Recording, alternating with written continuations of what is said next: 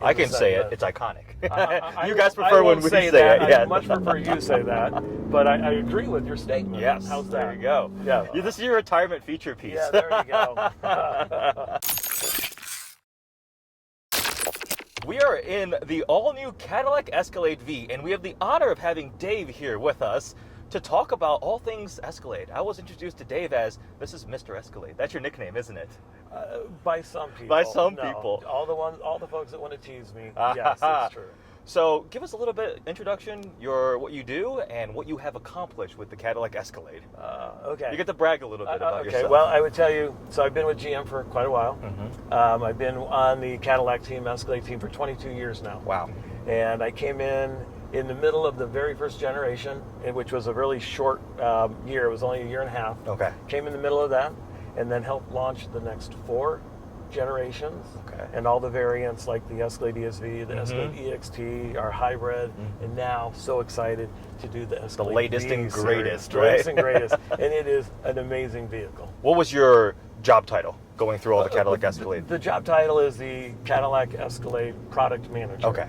Yes. And what kind of duties did that usually, well, you said brought these vehicles to market. What types of things did you have to do? Yep. So, and I will back up just a little bit because the first half of my career was all engineering. Okay. Okay. So I've got a master's in mechanical engineering, noise and vibration. So that is the beginning of where I came in. And so coming into this position, that background really helped quite a bit. Oh. Because I spend, depending on where we are in the life cycle, I'll spend anywhere between 50%, 75% of my time with the engineering teams. Okay. Whether it's with our platform, the chief engineers, or the what we call our design and release engineers. Gotcha. And then as we get closer to a launch like this program, I spent the last year and a half more focused with the marketing team. Okay. And so as you ask, what does this job do? Yeah. Certainly when you get to this point, we spend a lot of time on figuring out what we want to tell the media, what we want to tell our customers, what's so exciting about the vehicle. So we spend a lot of time developing okay, we want to make sure everybody knows this is the world's most powerful full-size SUV. Gotcha. At 682 horsepower, 653 pound-feet of torque, right? So that's the exciting stuff. Yeah. So we start laying that kind of stuff out. And then we will start talking about the engine, the supercharger, and what's unique about that.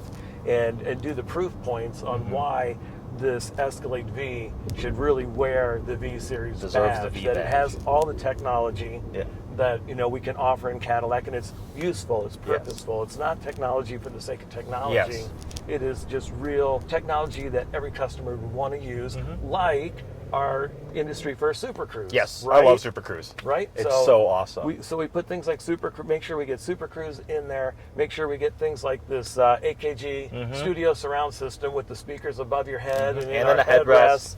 36 speakers all around the place. And it's a brisk run to the speed limit. Yes. Literally. Right. There's no law on how fast you can go to the speed limit. 0 to the speed limit. Absolutely. Right.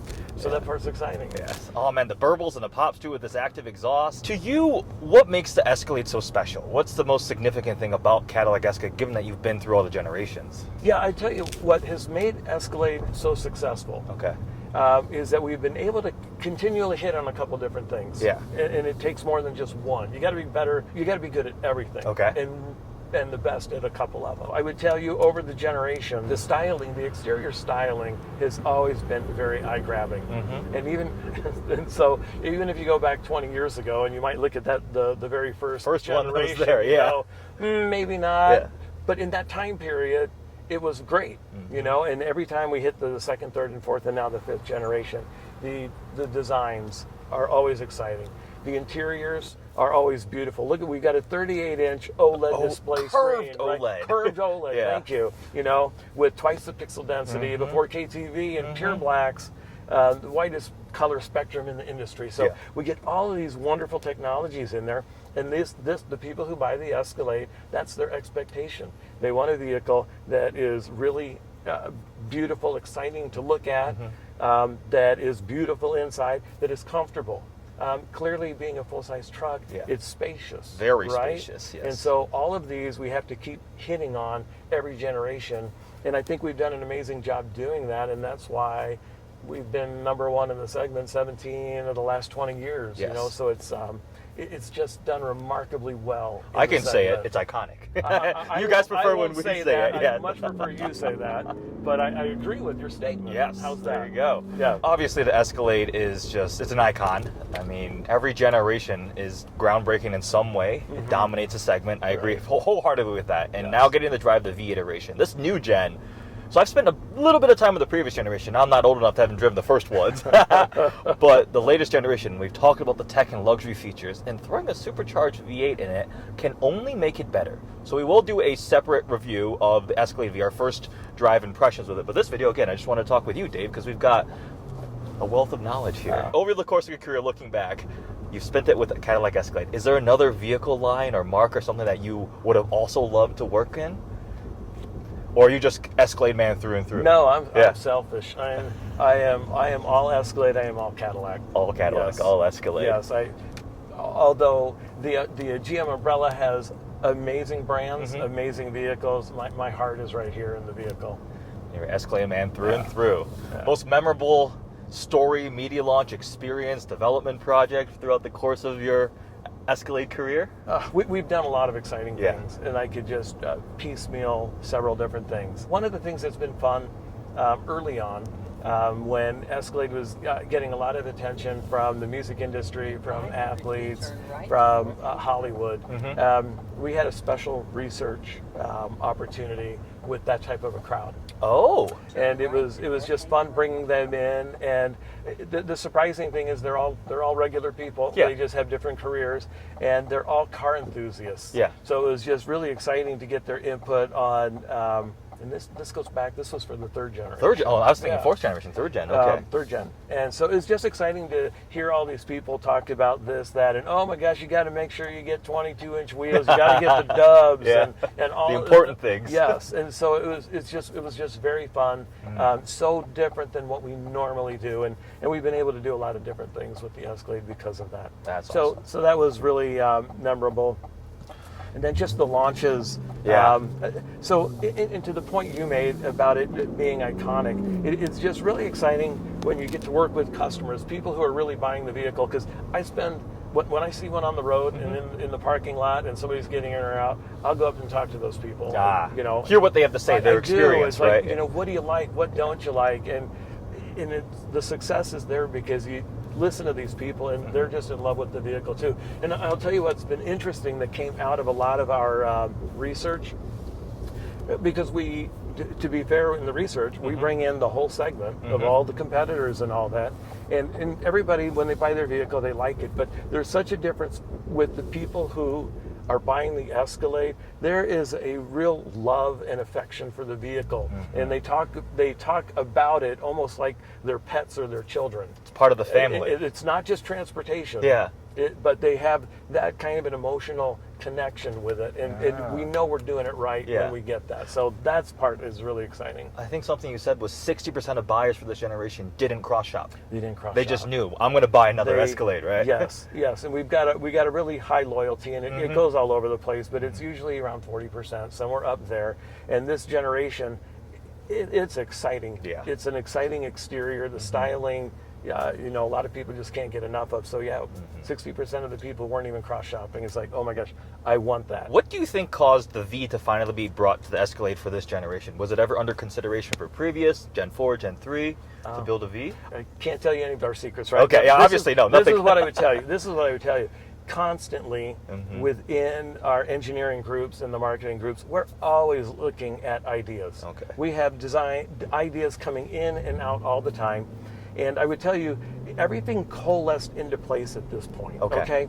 Because historically, the V Series moniker, this badge, it's been a sedan thing. It has been a pure track capable vehicle. Yes. Right? A couple of years ago, we changed our strategy a bit and brought in the V Series label, right? Yes. And so now we have a V Series on our sedans, which is great. And then we've got the Blackwing, which is a truly track capable. So then once we did that, and then you have the engine, the supercharged, that we're able to take a lot of the common architecture that's in the CT4, CT5, modify it for the Escalade. All of these just started coming together just a few years ago. And once we saw it, it's like, okay, it's time. We've got all the building blocks. Let's start moving. That's awesome. Yeah. So And it was exciting because everybody, it's hard to keep a good secret, right? And so everybody's just been dying to talk about this for years, and we knew it was coming, and it's just exciting to be here now where we get to share with everybody. In the real world, it's done. Yes, Yeah. yes. 'Cause it's exciting. It is a badass vehicle. It is exciting to look at. It's got more power than anybody needs. Fastest way to haul 7 people. 0 to 60 in 4.4 seconds. We're driving an ESV, the extended one, so it's a tenth of a second slower. Hilariously quick. Well, I don't think anybody's going to complain about going 4.5 seconds. No, 0 to it's 60. okay. Yeah, Under 4.4 is great. Yes. But 4.5, that's not bad. It's a 12-second quarter-mile truck Yes. that has massage seats and the mentioned 36 speakers, the sound system, the leather. I mean, it's Supercruise, yeah. Could you pick a favorite generation of Escalade? It would be this one. The latest? Not only is this just a 3-ton rocket, right? The technology in here is just amazing. You know, this OLED screen, the sound system, Supercruise, technology is just going so quick and developing so fast. Yes. You know, one of the toughest goals is getting it in the vehicle as soon as you can. Yeah. Before it advances even further, Before it right? advances even further. So you want to keep getting it in, or if you keep waiting for the next generation, you never put it in the vehicle, right? This level of technology. Not to mention, what I love about this is the craftsmanship that we've been able to put in here. When you look at even around the OLED screen here, you've got some French stitching that's even on the screen. And so I can talk all day long. Sorry. That's why we have you here. No, don't apologize. This is what's amazing for all you folks out there with this OLED screen. This is going to be an industry standard, because what you see in a lot of the other OEMs, you'll see these big kind of tablet things that look like they were just smashed into the super IP, glued on right? there, yeah. And just smashed in. This is beautiful. This is also one of the first what they call freeform. So there aren't really, you got some sharp corners, but it's scalloped. Yeah. It's got all these curves in it, and it's integrated, it's designed with the IP. And quite frankly, the IP was designed around the OLED. It's not immersive. the other way around. Yeah, It is. and it's a centerpiece for sure of the interior. So when you look at all like the stitching and the complementary piping and the different woods that we have in the different interiors, all these pieces just keep coming together, and that's what excites a lot of our customers. That they're getting everything that they would normally have in their house, in their car, and they're living the same luxury lifestyle in their car with all the comforts that they have in their house. Gotcha. Yeah. So you are we allowed to announce that you are retiring? It is true. You're retiring, Yes. ending your career, looking back. So I've had 37 years at General Motors, and the last 22 have been with Cadillac on the Escalade. On the Escalade. Yes. That's almost as long as I've been alive. The 22 years. I was going to say my 37 years. I'm way older than you are. I've been around working way older. Yes. Yeah, way longer than you are old. Yeah. What has been the coolest part of watching just advancement through the generations in terms of development? I mean, the prototyping changes, how things work. I would tell you right. Depending on where you work, you're going to find different fascination pieces, right? I would tell you the exciting thing about the design aspects is that they still start with clays. Oh, really? Still? Yes. And they do a lot of the initial design work on clays, and then they get under the computers and they modify and they do the quick changes, and when they find something they like, then they go back to the clays. Because we want to see the full vehicle, we want to see it in scale, and make sure that it's got the right presence that we're looking for, and the right curves, the right shapes, and all that kind of stuff. So that one hasn't changed a whole lot because we still like doing clays. I think you know what I'm going to do right now. Go for it. Quick timeout. 1500 RPM? There you go. Oh! Whoa! This 10-speed shifts quickly. You heard it, like they just bang in that. Holy crap! Yes. Yeah. Something this big shouldn't be this fast. Right? Like I said, it's a 3-ton rocket. It's exciting. This is the long wheelbase. Yes. It's not our shorter one. Yes, this is the ESV version of the Escalade-V. Yes, thank you. Wow. Yes. Okay, sorry to interrupt you. So clay modeling, getting back in. So then you go into the technologies like OLED. Yeah. Those are changing, and there's so many new groups. It gets very complicated now. Oh, yeah. Designing vehicles is far more complicated now than it ever used to be, because we have a whole giant department that is just doing like these type of screens, Mhm. right? And the software and the And the display software. and everything, right? Yep. Yeah. And the audio systems are getting far more technical as well. When you look at all the infotainment stuff, not only now is everything going wireless, right? You've got Android Auto, you've got CarPlay. Apple CarPlay. We have a whole app series that you can upload dozens of apps Yes. into the system, so you can bring in, I don't care, your Spotify Yep. or your Pandora or whatever you like Yeah. listening to. So you've got new groups that are integrating and just keeping everything in place on time, making sure the development is, everything is meeting the start of production date. It's just gotten very difficult. What do you think the biggest challenge was getting this to market? Given that you said all these complexities. I don't think there's any doubt, not specific to the V series, Okay. but the OLED system Okay. and all of the infotainment aspects of this are so complicated that that was what we had special groups working on just to make sure that we were going to meet timing, meet all of the specifications that we put on it, making sure we still get the delight and the excitement that our customers were hoping for, that we told them early on that we're going to be able to do, making sure that we give them all the things that we can do in the cluster, like we were talking about earlier, where you can, in the cluster right in front of you, you could put the whole navigation map in if you wanted. We had the map, the gauge, the AR camera, The AR camera. when you're running I could run that navigation overlays, augmented reality arrows.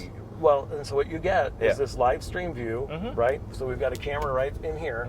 It's putting a live stream view, so it's telling you, yep, in this lane. So when we're on this 2-lane highway, clearly it's not all that helpful. Yeah. But once you're on an interstate and you've got 2 lanes going left, 2 going right, and then you got the other 4 in the center splitting out, it tells you which lane you should be in for your turns. Yeah. Or when you're in a really busy downtown area and the blocks are short, navigation's on this screen in some instances, especially if you've got your phones hooked up to it, there might be some delay. But here, you're getting all these big arrows telling you, yes, this is the turn right here on whatever Westwood it is. Street. Yes.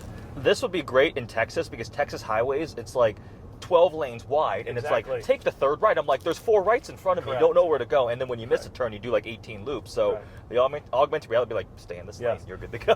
The other fun thing that you said when you were saying take the next right or whatever, one of the other features we have in the vehicle, it's called navigation rendering. And so you normally now you get directions, audio input from the systems and say, hey, turn right in a quarter mile or whatever. What our system does is it uses this very complex audio system, and we call it navigation rendering. Okay. So if it's a turn that you're going to make in a mile up on the right, it'll say it really softly. Oh. And it'll only be from the speakers on the right-hand side of the vehicle. Oh, really? Only those vehicles. And it'll say, turn right in a mile.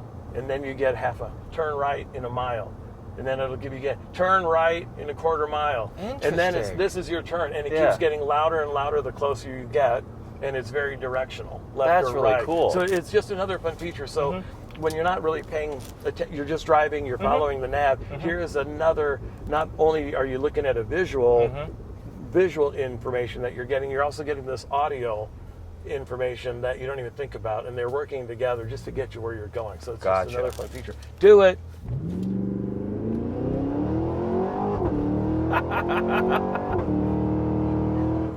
We need one of these microphones on the outside. Yes. So really man, if you could hear this thing. I know.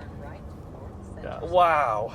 You can just hear a hint of supercharger whine. It's not overwhelming. Right. But that V8 noise.